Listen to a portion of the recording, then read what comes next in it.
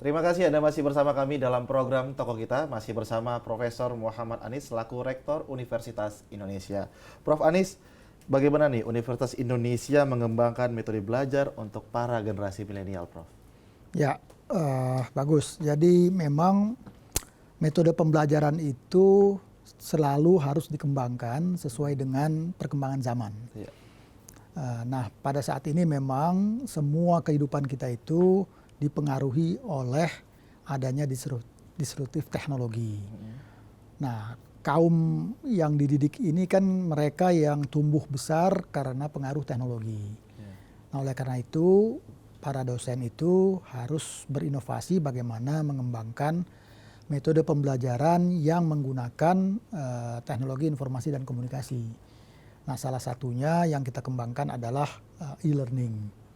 Jadi e-learning itu dengan konsep blended e-learning, jadi masih tetap diadakan tatap muka, tapi mayoritas banyak menggunakan internet sebagai media komunikasi.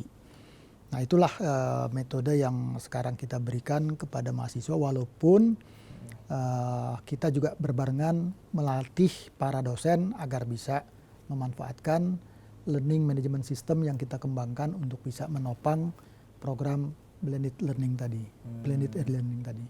Dan menurut pandangan Prof. Anies sendiri, generasi milenial ini seperti apa sih, Prof? Ya, generasi milenial itu generasi yang memang generasi yang selalu berharap adanya kemudahan. Oke. Kemudahan dalam hal mereka melakukan aktivitas. Misalnya pembelajaran tentu dia menginginkan sumber-sumbernya jelas, terus kemudian mudah dijangkau. Terus kemudian mereka juga berharap bahwa tidak lagi ada terlalu banyak tatap muka yang menyebabkan mereka harus bangun pagi-pagi, datang ke kampus, ikut kuliah. Itu kan metode yang lama. Jadi makanya kita lakukan blended ini agar memudahkan mereka untuk bisa mengikuti perkuliahan dengan baik. Itu secara garis besar. Nah, tentu yang kita harapkan dari anak muda ini, ya jangan juga melihat bahwa apa yang berkembang ini sebagai suatu tantangan saja. Harus dilihat juga ini sebagai peluang. Peluang dalam rangka dia mempelajari sesuatu itu jangan 100% mengikuti kurikulum yang ada di universitas. Harus juga dia tambahkan dengan hal-hal yang kita kenal dalam istilahnya hidden curriculum. Jadi mereka harus mengembangkan dirinya bagaimana mereka bisa menjadi suatu lulusan yang dia kembangkan sendiri, atribut apalagi yang harus dia tambahkan. Apakah ada perlakuan atau program khusus terhadap generasi milenial, mahasiswa generasi milenial di Universitas Indonesia, seperti ada kelas khusus atau program khusus gitu, Prof? Ya, kita banyak menawarkan program-program yang sifatnya opsional. Ya. Opsional itu artinya dia bisa mengambil yang blended e-learning tadi, dia bisa juga outsourcing keluar dengan mengambil mata kuliah yang di-open secara, yang ditawarkan secara terbuka dan gratis, baik oleh MIT, Oxford, dan sebagainya. Kemudian itu nanti bisa dipertimbangkan, diperhitungkan dalam transkrip mereka. Oke, dan sebagian masyarakat menilai generasi milenial ini, Prof, generasi yang pengennya instan, Prof. Namun ada hal positifnya bahwa cara belajar mereka lebih cepat. Tapi ada hal negatifnya mungkin dari sisi etika yang sebagian generasi milenial karena pengen instan jadi agak sedikit buruk, dikatakan kategori buruk ya, Prof, dalam hal beretika gitu, Prof. Apakah Universitas Indonesia sendiri punya program khusus untuk mengantisipasi ataupun menghilangkan nilai-nilai buruk seperti itu, Prof? Ya, kita tahu di dalam kehidupan kita tidak mungkin semuanya positif, pasti ada negatifnya. Tapi memang generasi milenial ini kalau pandangan saya positifnya lebih banyak daripada negatifnya.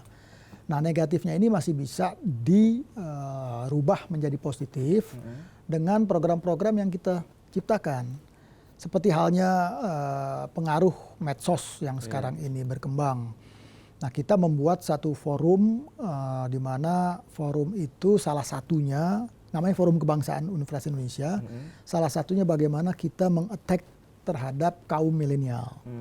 Kita sudah kembangkan yang namanya Gerakan Aku Indonesia dengan simbol ada gambar hatinya, terus ada Aku ID. Jadi Aku ID.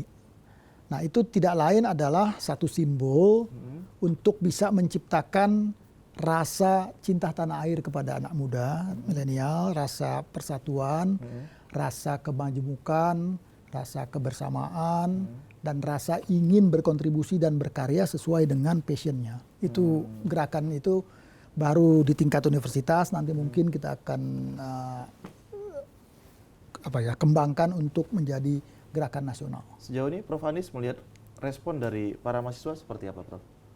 Ya positif, menurut saya sih positif. Mereka mengikuti seperti halnya kita tahu bahwa mereka butuh internet, misalnya kita selalu kembangkan internet jaringan kita itu bagaimana supaya menghindari komplain-komplain lemot dan sebagainya. Ya, itu pasti begitu, kita selalu kembangkan.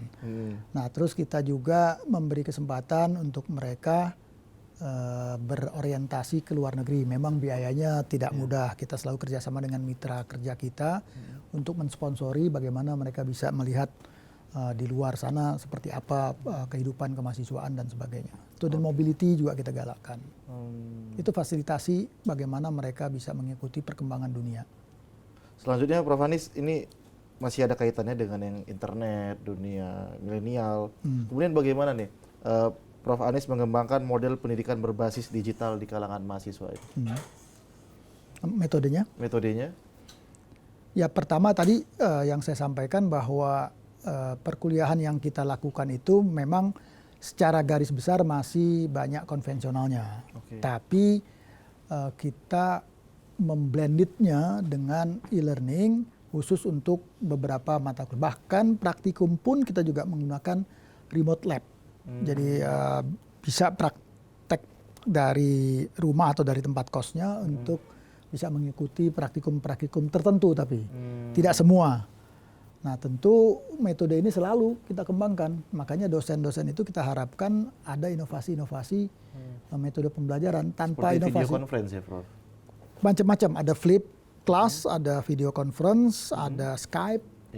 Ada juga yang tadi menggunakan PJJ, kita bilangnya pendidikan jarak jauh, dan berbagai apa yang namanya itu saya nggak begitu hafal tuh namanya yang pakai VR. Oh iya, ya, virtual. Virtual itu juga reality. Ada. Ya.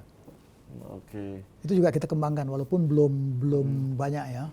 Tapi sedang proses ya, Prof? Semuanya berproses. Makanya untuk bisa mengembangkan itu kita ciptakan unit kerja khusus yang namanya seperti dapur. Kalau di dalam media ini kan ada dapur untuk memproduksi produk-produknya media ya. Nah, kita punya yang namanya kantor pengembangan pusat pembelajaran. Jadi ada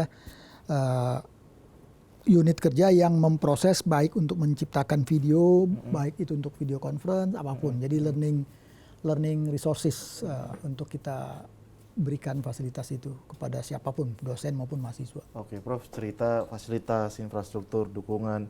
Kalau dukungan dunia secara global terhadap Universitas Indonesia ini sejauh ini seperti apa, Prof?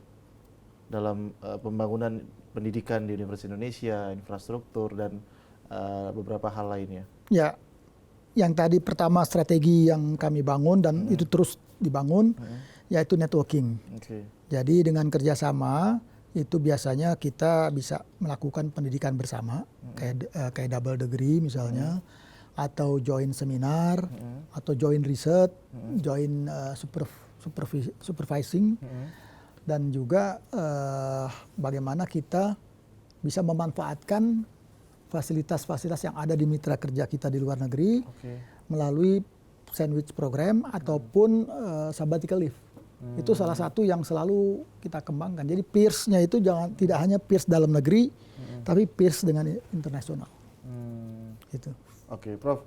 Dan seluruh masyarakat mengetahui bahwa alumni Universitas Indonesia merupakan alumni-alumni yang berprestasi semua nih, Prof. Alhamdulillah. Ya kan, bahkan dari tingkat dalam negeri hingga tingkat luar negeri, Prof, internasional. Nah, namun kita akan ulas hal tersebut, Prof, usai jeda berikut ini. Tetaplah dalam program Tokoh Kita.